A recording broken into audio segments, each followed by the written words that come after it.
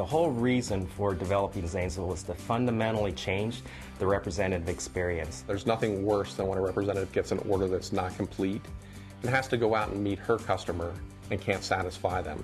One of the reasons why this facility is as large as it is to accommodate the warehouse that we felt was necessary to have sufficient merchandise to satisfy the representative's orders when they place them. What that means is we have about 3 days of inventory out on the floor that we have available to the order processors. We've implemented technology so that the potential for errors has been reduced significantly.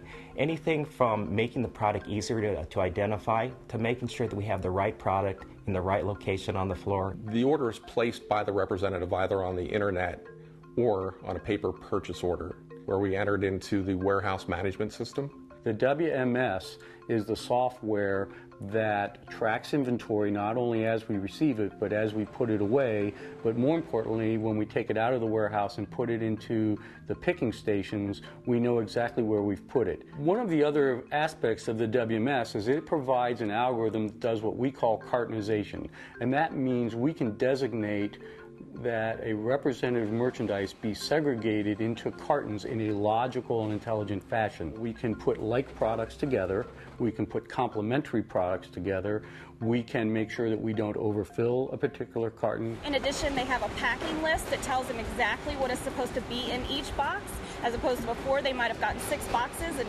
their product was just distributed evenly through them. And on that packing slip there's a master barcode, which essentially contains all the representative data and her order data.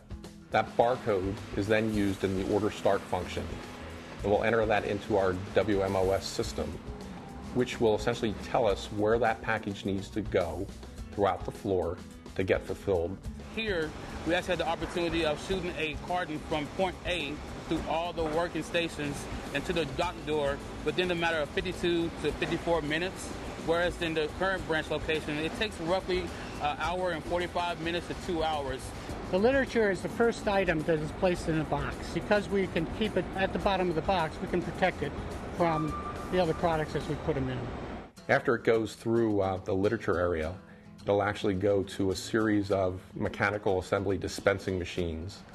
And we actually will dispense the heavier products on top of that paperwork. Once the order leaves the durable machine, it's already got its literature in the bottom, the heavier durable items. Then it goes on to the delicate mechanical assembly machine that has 2,600 items on it. 30% of the pieces will come from that machine. We have the ability to take small and delicate products, to bag them separately so that they're easier for a representative to find and catalog upon delivery. There's several areas within station lighting. These tend to be products that don't lend themselves to automatic dispensing, that need to be manually picked. As the order comes into the station, barcode will light up the lights, and as they push the button, the light will go out, but the number will stay so that they know that they need to pick 1 or 2 or more items. Then a green light will come up, and that say that everything has been picked, and they push the green light, and that box goes away. And the way the station lighting is, it's almost impossible to make a mistake. We then move into what we call the OSR, and that operation attempts to bring product to the assembler where she will pick versus the assembler needing to go to the product. And that's one of the neat features of this facility. And it's drastically changed from a manual paper-based system that we used previously. Error correction is an area that detects or knows when the items did not dispense properly from mechanical assembly.